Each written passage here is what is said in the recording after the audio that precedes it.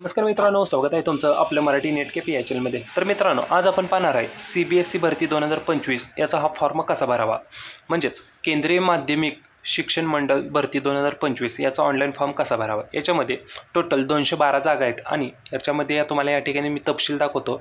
पदांचं नाव, या ठिकाणी पदांची कोणत्या पदाला किती जागा आहेत त्याचे या ठिकाणी बघू शकता। या ठिकाणी 1 नंबरला पद आहे सुपरिटेंडेंट, याला 142 जागा आहेत। 2 नंबरला आहे ज्युनियर असिस्टंट, त्याला 70 जागा आहेत। तसेच त्याची शैक्षणिक पात्रता खाली या ठिकाणी तुम्ही पाहू शकता। या ठिकाणी दिलेले पद क्रमांक 1ला आहे बघा, शैक्षणिक पात्रता ही आहे शैक्षणिक पात्रता, पदवीधर तुम्ही असला पाहिजे। तसेच तुम्हाला विंडोज आणि MS ऑफिस याचं थोडंफार ज्ञान असलं पाहिजे। तसेच याच्यामध्ये 2 नंबरचे जे पद आहे ज्युनियर असिस्टंट, त्याच्यामध्ये पद क्रमांक 2साठी हे शैक्षणिक पात्रता असणे गरजेचं आहे। 12वी पास असले पाहिजे। तसेच तुम्हाला संगणकाचं टायपिंगचं ज्ञान असलं पाहिजे, म्हणजे त्याचे सर्टिफिकेट तुमच्याकडे असले पाहिजेत। इंग्रजीचं 35 शब्दाचं असलं पाहिजे किंवा हिंदीचं 30 शब्दाचं असलं पाहिजे। तसंच याची वयाची अट पाहून घ्या। या ठिकाणी वयाची अट आहे 31 जानेवारी 2025 रोजी तुमचं वय असलं पाहिजे पद क्रमांक 1साठी 18 ते 30 वर्ष आणि पद क्रमांक 2साठी 18 ते 27 वर्ष असलं पाहिजे। तसेच या ठिकाणी तुम्हाला सूट पाहू शकता। या ठिकाणी SC आणि STला 5 वर्षे सूट आहे।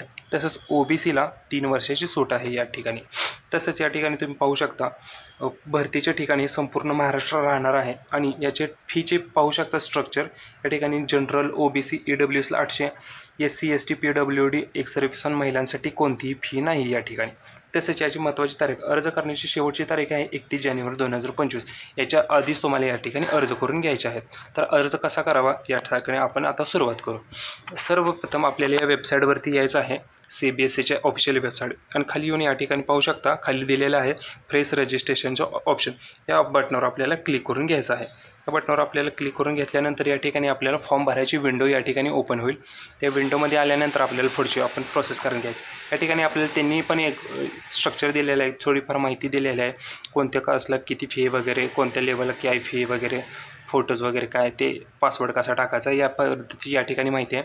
तर या ठिकाणी ॲग्री करायचं आहे आणि आपण फॉर्म भरायला सुरुवात करायची आहे।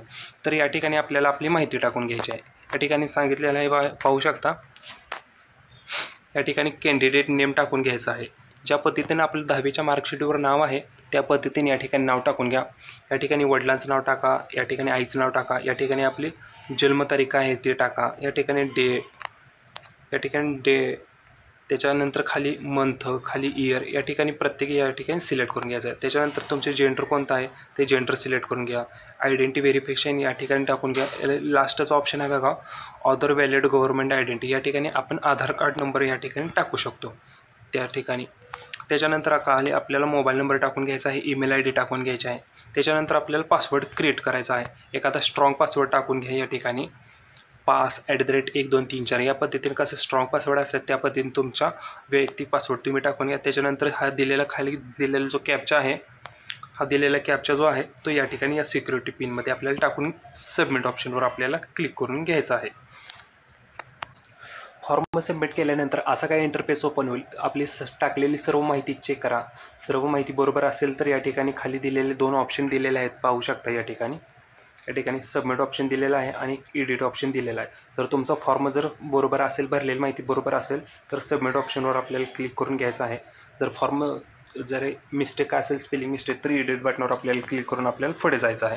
त्या ठिकाणी आपला फॉर्म भरावे तर आपण सबमिट आणि नेक्स्ट बटनावर आपल्याला क्लिक करून घेतो।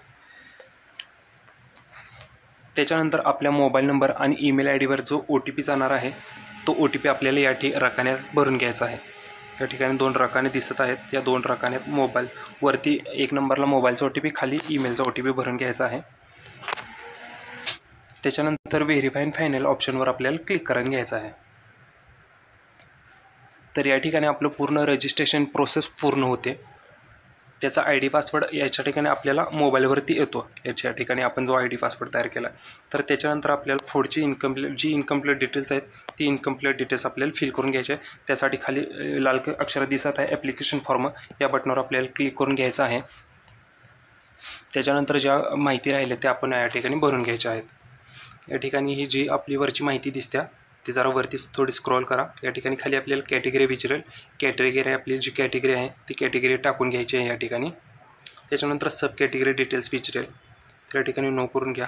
तुम्ही डिसेबिलिटीमध्ये वगैरे आहात का, बॅक बेंचर्स वगैरे आहात का ते विचारेल. तर असेल तर येस करा, नसेल तर नो करून घ्या. अदर इन्फॉर्मेशन विचारेल, तर तुम्ही CPSC डिपार्टमेंटचे आधी होता का, कॅन्डिडेट आधी होता का, असेल तर येस करा, नसेल तर नो करा. एक सर्व्हिसमॅन आहे का ते विचारेल. स्किल टायपिंगचे तुम्हाला स्किल आहे का, हिंदी आहे का इंग्लिश आहे ते विचारेल, तर येस करा जर असेल तर तुमच्याकडे ते. माझ्याकडे इंग्लिश आहे तर मी इंग्लिश करतो. तुम्ही मॅरिड आहात का अनमॅरिड आहात ते या ठिकाणी सिलेक्ट करून घ्यायचं आहे. त्याच्यानंतर सेव्ह नेक्स्ट बटनावर क्लिक करून घ्यायचं आहे. त्याच्यानंतर आपल्याला पुढची डिटेल्स विचारेल, ती डिटेल्स आपल्याला व्यवस्थित टाकून घ्यायची आहे.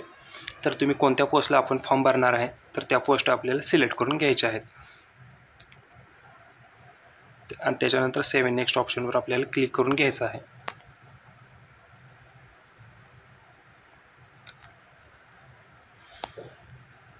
त्याच्यानंतर आपल्याला या ठिकाणी एज्युकेशन डिटेल्स टाकायचे आहेत. तर आपण पहिली पोस्ट सिलेक्ट केल्या तर पहिली पोस्टला ग्रॅज्युएशन पास लागते. तर या ठिकाणी आपल्याला ग्रॅज्युएशनचे डिटेल्स टाकून घ्यायचे आहेत. ग्रॅज्युएशन पास आहे की नाही, ग्रॅज्युएशन कधी पासआउट झाला ते वर्षे, ग्रॅज्युएशन कधी पास झाला ते वर्ष टाकून घ्या. कोणत्या बोर्डातून किंवा कोणत्या युनिव्हर्सिटीमधून झाला, तर याखाली तुम्हाला कम्प्युटर नॉलेज वगैरे आहे का नाही ते विचारेल, तर ते या ठिकाणी टाकून घ्या. कसं नॉलेज आहे ते टाकून घ्या. त्याच्यानंतर रिझल्ट मोड या ठिकाणी सिलेक्ट करून त्याच्यानंतर त्यानुसार आपल्याला या ठिकाणी त्याची माहिती टाकून घ्यायची आहे. तर या ठिकाणी आपण ग्रॅज्युएशनचे डिटेल्स टाकून घेतले आहेत. त्याच्यानंतर सेव्ह नेक्स्ट बटनावर आपल्याला क्लिक करून घ्यायचं आहे.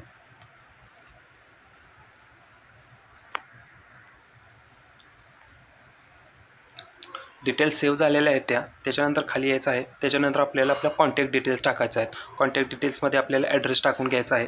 ज्या पद्धतीने हा डिस्प्ले दिसत आहे त्या पद्धतीने या ठिकाणी आपल्याला ॲड्रेस टाकून घ्यायचा आहे. करस्पॉन्डंट ॲड्रेस विचारेल, त्याच्यामध्ये टाका आपल्याला ॲट फर्स्ट तुमच्या गावाचं नाव टाका. ज्या गावामध्ये कोणत्या नगरमध्ये राहत असाल, तुमच्या गावामध्ये पोस्ट कोणतं असेल त्या पोस्टचं नाव टाका. कंट्री सिलेक्ट करा, स्टेट सिलेक्ट करा, या ठिकाणी कंट्री सिलेक्ट करा, या ठिकाणी स्टेट सिलेक्ट करा, या ठिकाणी तुम्ही कोणत्या जिल्ह्यात राहता जिल्हा सिलेक्ट करा. त्यानंतर तुम्ही ज्या गावात राहता त्या गावाचा पिनकोड आपल्याला या ठिकाणी टाकून घ्यायचा आहे. त्याच्यानंतर ते दोन्ही ॲड्रेस जर करस्पॉन्डंट ॲड्रेस आणि परमनंट ॲड्रेस तुमचे सेम असेल तर या ठिकाणी या बटनावर आपल्याला क्लिक करून घ्यायचं आहे. जे बटन आपले क्लिक केलं त्याच्यावर आपल्याला क्लिक करून घ्यायचं आहे.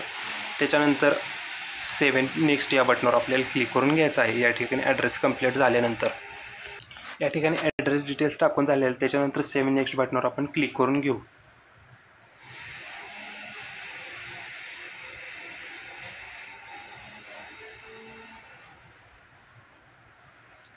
याच्यामध्ये परत आपण खालचे डिटेल्स आपण बघायचे आहे. आपल्या ठिकाणी एक्झाम सेंटर डिटेल्स टाकायचे आहेत. तर तुम्हाला कोणते एक्झाम सेंटर डिटेल्स या ठिकाणी जवळ पडतं ते टाकून घ्यायचं आहे. या ठिकाणी पहिल्यांदा एक्झामिनेशन सेंटर सिटी 1 विचारत आहे. तर या ठिकाणी तुम्हाला कोणत्या राज्यात तुम्हाला सेंटर पाहिजे. आपण महाराष्ट्रात राहतो तर महाराष्ट्र सिलेक्ट करू. त्याच्यानंतर त्या महाराष्ट्रामध्ये कोणत्या सिटीमध्ये तुम्हाला एक्झाम पाहिजे तर पुणे, तर या ठिकाणी पुणे सिलेक्ट करा. 2 नंबरचं तसंच या पद्धतीने या ठिकाणी महाराष्ट्र सिलेक्ट करा. 2 नंबरला कोणती सिटी आहे तर ती पुणेच आहे. कारण याचा तर या ठिकाणी असं आहे की जर 1 नंबरला आपण महाराष्ट्रामधून पुणे सेंटर सिलेक्ट केलं तर महाराष्ट्रामध्ये पुणे सेंटर एकच आहे. तर त्याच्यामुळे आपल्याला दुसरं स्टेट सिलेक्ट करून घ्यायचं आहे. या ठिकाणी दुसरं स्टेट सिलेक्ट करून त्या ठिकाणी दुसऱ्या स्टेटची मध्ये दुसरी सिटी आपल्याला या ठिकाणी टाकून घ्यायची आहे. शक्यतो आपली एक्झाम ही पुण्यामध्येच येणार आहे. कारण पुण्यामध्ये ह्या फॉर्मचे सेंटर जास्त आहेत. पुण्यामध्ये सेंटर जास्त असल्यामुळे पुण्याचं येणार आहे. तर फॉर्मॅलिटी म्हणून तुम्ही बाकीचे या ठिकाणी जिल्हा राज्य वगैरे टाकून घ्या. फॉर्मॅलिटी म्हणून लास्टचे 3 कोणतं पण जिल्हा वगैरे राज्य टाकून घ्या. त्याच्यानंतर आपण या ठिकाणी पाहू शकता. या ठिकाणी पहिल्यांदा पुणे टाकले आहे, दुसरा आहे दिल्ली टाकला आहे, तिसरा गुवाहाटी, त्याच्यानंतर बेंगलोर. या पद्धतीने तुम्ही टाकून घ्या. जे तुम्हाला जवळ पडतं ते तुम्ही टाकून घ्या. पण एका राज्यामध्ये एकच सेंटर आहे त्याच्यामुळे एकच आपण राज्य सिलेक्ट करू शकतो. त्याच्यानंतर सेव्ह नेक्स्ट बटनावर क्लिक करून घेऊ.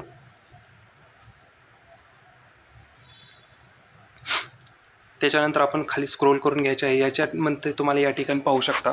याच्यामध्ये पहिल्या ठिकाणी आपल्याला फोटोग्राफ अपलोड करायचा आहे. त्या फोटोची साईज ही 20 KB ते 200 KBच्या मध्ये तो फोटो असला पाहिजे. त्याच पद्धतीने सिग्नेचर पण 10 KB ते 200 KB. त्याच्यानंतर 10वीचं मार्कशीट या ठिकाणी 50 KB ते 500 KB PDF स्वरूपात अपलोड करायचं आहे मार्कशीट, त्याच्यानंतर तुमच्या ग्रॅज्युएशनचं मार्कशीट, त्याच्यानंतर OBC सर्टिफिकेट. या पद्धतीने हे 3 सर्टिफिकेट दिलेले आहेत. ते 3 सर्टिफिकेट PDF स्वरूपात अपलोड करून घ्यायचे आहेत. या ठिकाणी मी फोटो कसा अपलोड करायचा ते या ठिकाणी एकदा दाखवतो तुम्हाला. या ठिकाणी फोटो अपलोड या चूज फाईल ऑप्शनवर आपल्याला सिलेक्ट करून घ्यायचा आहे. त्याच्यावर क्लिक केल्यानंतर आपण फाईल गॅलरीमध्ये किंवा गॅलरीमध्ये येऊ, फाईल मॅनेजर किंवा गॅलरीमध्ये. त्याच्यामध्ये या ठिकाणी आपल्याला फोटो शोधायचा आहे, फोटो कुठं आहे ते.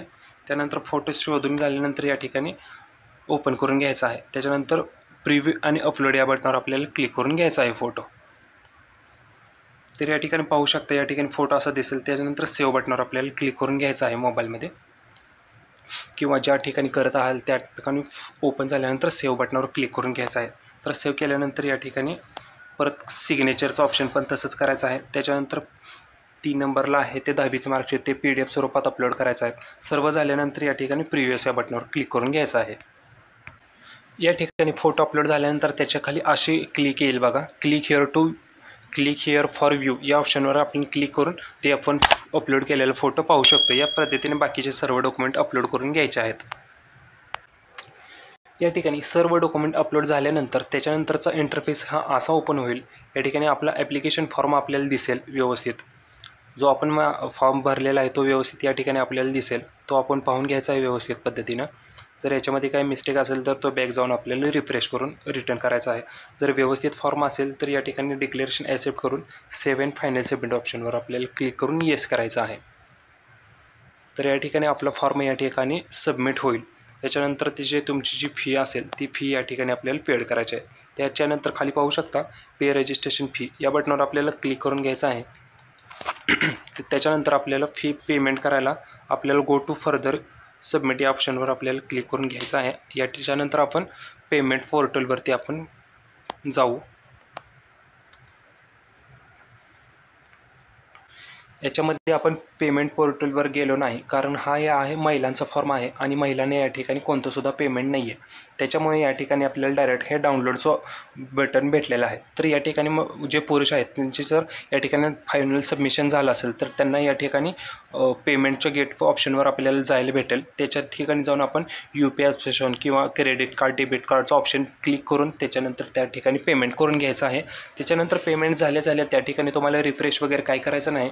पेमेंट झाल्या तुम्हाला या ठिकाणी डाउनलोडचं ऑप्शन या ठिकाणी ओपन होईल. त्या पद्धतीने तुम्ही हा फॉर्म भरून घ्यायचा आहे. तर हा फॉर्म भरायची पद्धत जर तुम्हाला आवडली असेल तर आपल्या व्हिडिओला लाईक करा. तसंच याच्या ठिकाणी याचं हॉल तिकीट कधी येणार, याची एक्झाम कधी असणार ते जर जाणून घ्यायचं असेल तर त्यासाठी आपला एक व्हॉट्सअप ग्रुप आहे.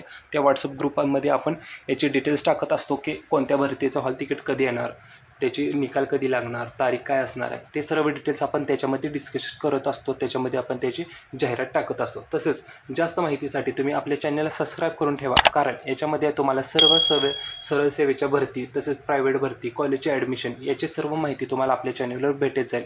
जर हा व्हिडिओ जर तुम्हाला आवडला असेल तर व्हिडिओ लाईक करा आणि आपल्या मित्रांसोबत हा व्हिडिओ शेअर करा आणि आपल्या चॅनलला सबस्क्राईब करा. जय हिंद, जय महाराष्ट्र.